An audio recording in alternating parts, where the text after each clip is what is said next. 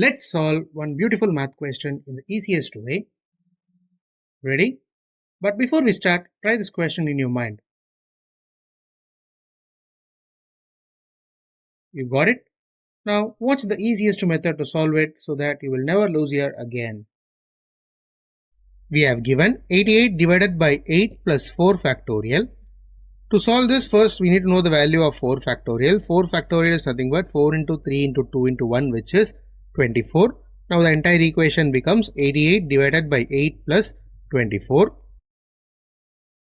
So as per our BODMAS rule, division comes first, then addition. 88 divided by 8 becomes 11. Now the entire equation becomes 11 plus 24, which is 35. Therefore, the solution of 88 divided by 8 plus 4 factorial is 35. Hope you guys understood this concept and enjoyed my video. If you have any doubt in any part, do comment in the comment section and I am ready to answer that doubt and make you guys clear with it. Do share this to your friends and challenge them to solve before watching the video and ask them to comment in the comment section if they did it so.